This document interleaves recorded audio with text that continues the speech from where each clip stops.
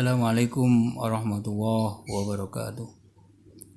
Alhamdulillah haqqa hamdi wa syukrulillah haqqa syukrih. Asyhadu an la ilaha illallah wahdahu la syarikalah wa asyhadu anna Muhammadan abduhu wa rasuluh la nabiyya ba'dah. Kaum muslimin rahimakumullah. Dalam Ramadan tahun 1441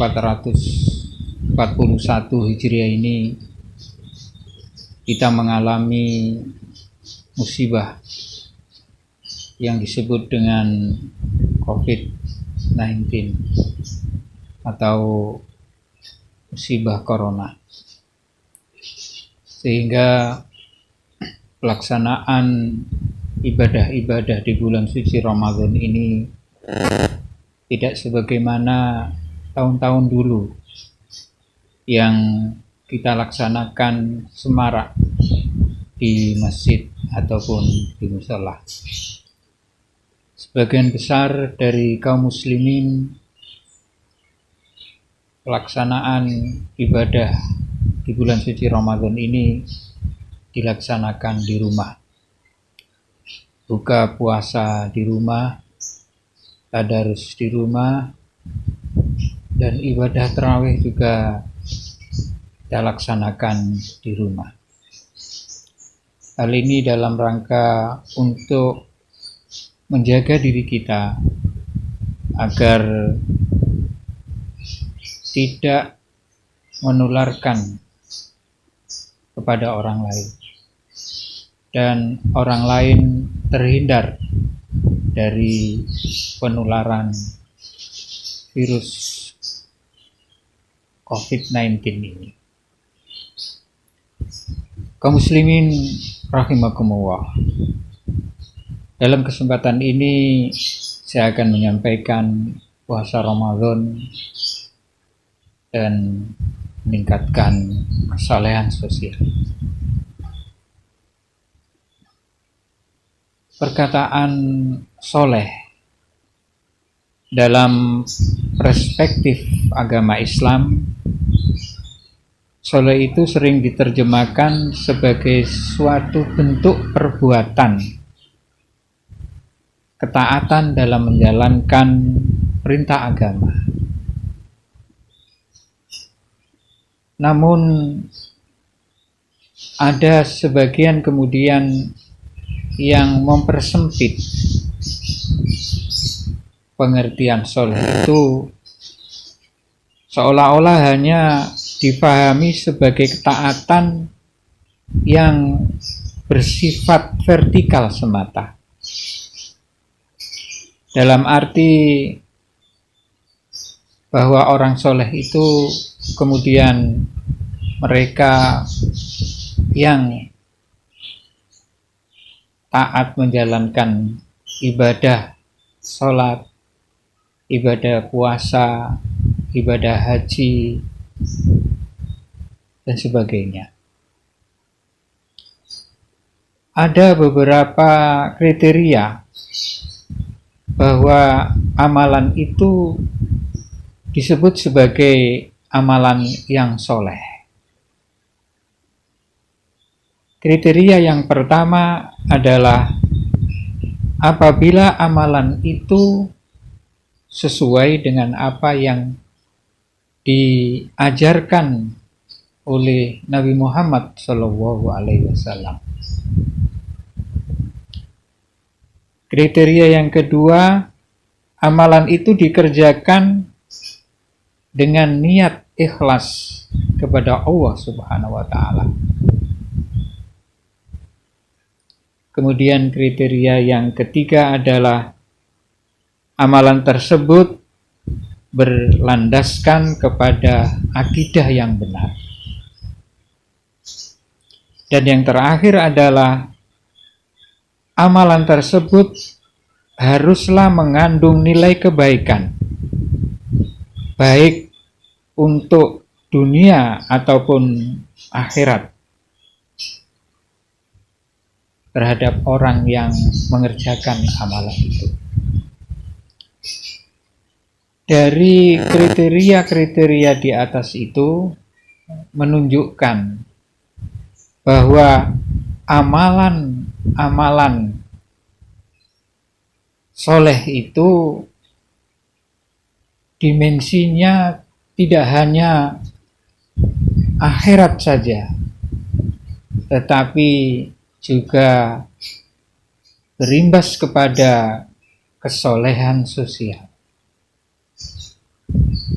yang bersifat dunia. Jadi ketaatan kita kepada Allah Subhanahu wa taala yang berupa hablum minallah, dan juga ketaatan kita pada sesama manusia, dalam artian di situ adalah hablum minannas. Jadi akhirat kita dapatkan, kemudian dunia juga kita dapatkan. Kalau kita bisa melaksanakan amalan-amalan berkaitan dengan keempat kriteria tadi. Mari kita kemudian menengok sejarah. Bagaimana sahabat-sahabat Ansor itu memberikan pertolongan kepada sahabat-sahabat Muhajirin yang pada waktu itu melaksanakan hijrah ke Madinah. Sahabat-sahabat Ansor dengan senang hati mereka memberikan pertolongan, mereka memberikan bantuan kepada saudara-saudaranya yang datang ke Madinah. Tidak hanya berupa harta, bahkan mereka kemudian dicarikan pekerjaan. Mereka yang tidak punya jodoh kemudian dicarikan jodohnya. Jadi segala apa yang dia miliki, yang dimiliki oleh sahabat-sahabat Ansor ini, mereka berikan kepada saudara-saudaranya yang berhijrah ke Madinah waktu itu. Jadi ini adalah merupakan bentuk gambaran daripada seseorang yang beriman dan bertakwa kepada Allah Subhanahu wa taala. Dan apa yang dikerjakan oleh sahabat-sahabat Ansor itu diabadikan atau dijelaskan oleh Allah Subhanahu wa taala dalam surat Al-Hasr ayat 9. Kaum muslimin rahimakumullah. Ibadah puasa ini adalah merupakan ibadah yang amat istimewa. Di sana terdapat hikmah, terdapat juga kebajikan-kebajikan yang bersifat multidimensional. Tidak hanya dimensi akhlak saja,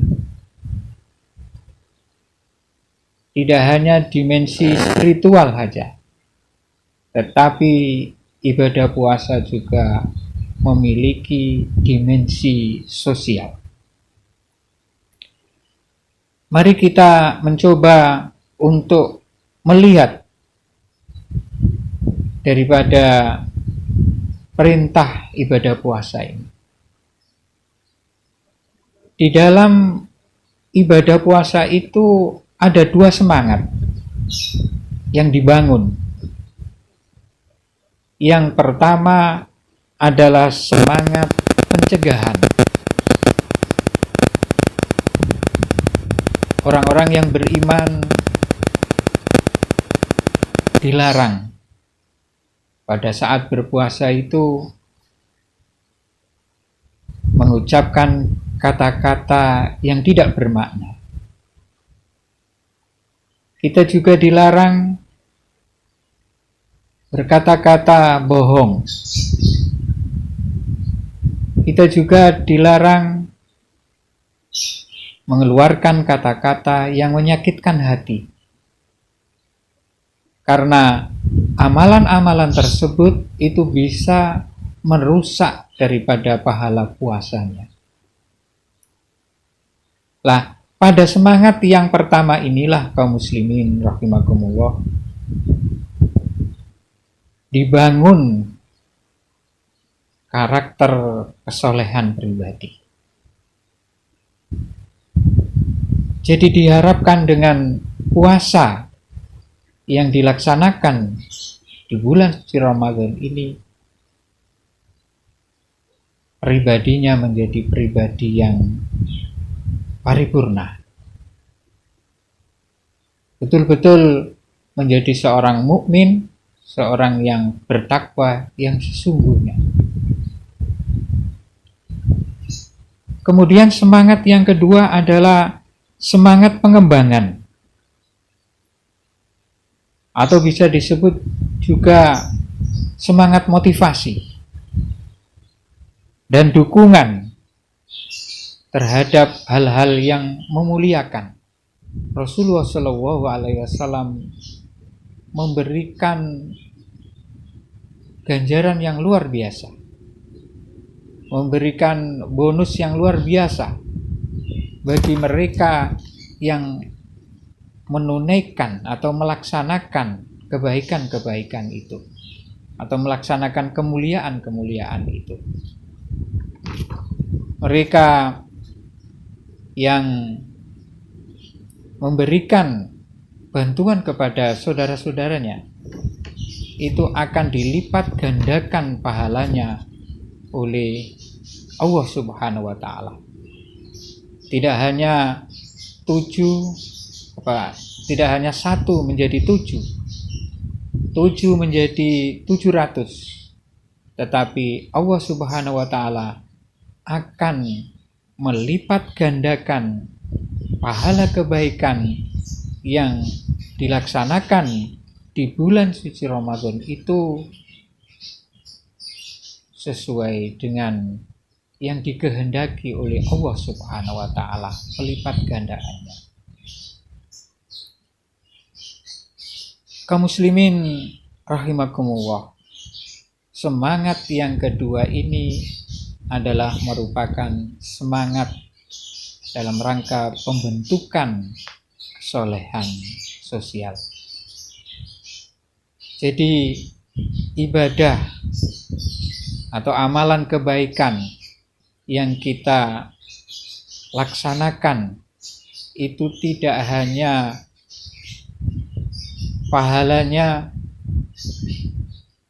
kita nikmati sendiri, tetapi amalan ibadah yang kita laksanakan itu memberikan kemanfaatan, memberikan kemuliaan kepada saudara-saudara kita yang lainnya. Kaum muslimin rahimakumullah,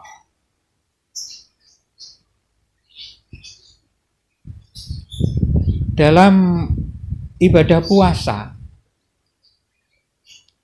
terdapat sesuatu yang diperintahkan kepada kita. Yang pertama, kita diperintahkan untuk menahan diri. Jadi bahasa Jawanya itu ngempet, jadi menahan. Kita tidak diperkenankan untuk makan, untuk minum, meskipun itu adalah milik kita sendiri, sampai menunggu kita diperkenankan untuk minum dan makan. Jadi kita menahan untuk tidak melakukan itu. Kita juga diperintahkan agar menahan perbuatan-perbuatan yang dilarang oleh Allah Subhanahu wa Ta'ala, yang apabila itu kita laksanakan kemudian akan merusak pahala puasa kita. Jadi banyak orang-orang itu yang berpuasa tetapi dia tidak mendapatkan pahala daripada puasanya itu. Kam min shaimin laisa lahu min siyamihi illa al-ju'i wal 'atas. Mengapa demikian? Karena dia berpuasa hanya menahan nafsu makan dan minumnya saja, tetapi nafsu-nafsu yang lain tidak ditahan pada saat dia berpuasa. Kemudian yang kedua, orang yang berpuasa itu diperintahkan untuk memperbanyak sedekah, memperbanyak berderma, terutama kepada saudara-saudara kita yang membutuhkannya. Dan ini tadi oleh Rasulullah SAW diberikan semacam diberikan pahala yang berlipat ganda. Oleh sebab itu mari kita memperbanyak berderma, terutama kepada saudara-saudara kita yang membutuhkannya itu. Dan yang ketiga, di bulan puasa ini ada yang namanya zakat fitrah. Zakat fitrah ini di samping untuk menyempurnakan atau membersihkan dari kekurangan-kekurangan puasa yang kita jalankan, zakat fitrah ini juga berfungsi untuk memberikan makan kepada saudara-saudara kita yang du'afa, yang berkekurangan. Sehingga diharapkan pada saat Idul Fitri nanti tidak ada saudara-saudara kita yang berpikir apa yang harus kita makan esok hari, karena mereka sudah mendapatkan pemberian zakat fitrah ataupun zakat mal dari saudara-saudaranya yang lain. Jadi puasa Ramadan ini tidak hanya membentuk sebuah karakter yang melahirkan kesolehan pribadi, tetapi juga akan melahirkan kesolehan sosial. Karena puasa yang diwajibkan oleh Allah kepada kita ini tujuannya adalah agar kita menjadi hamba Allah yang muttaqin.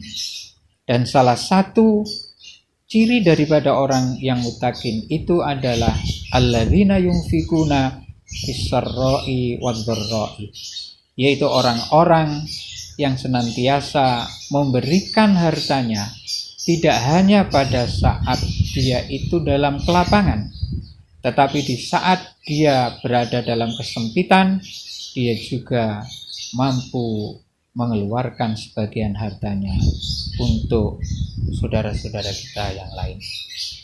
Mudah-mudahan di masa pandemi COVID-19 ini kita umat Islam diberikan kekuatan oleh Allah Subhanahu wa Ta'ala sehingga bisa menjalankan ibadah puasa ini dengan sebaik-baiknya, dan akhirnya akan terbentuk pada diri kita menjadi hamba Allah yang memiliki kualitas muttaqin, yang diantaranya tadi adalah alladzina yunfikuna fis-sarra'i wadh-dharra'i. Dia mampu memberikan sebagian hartanya di saat lapang dan di saat dia dalam kesulitan. Mudah-mudahan kita menjadi bagian daripada orang-orang yang mustaqim itu. Demikian, kurang lebihnya mohon maaf. Nasruminallah wa fatkum qarib. Wa basyiril mu'minin. Wassalamualaikum warahmatullahi wabarakatuh.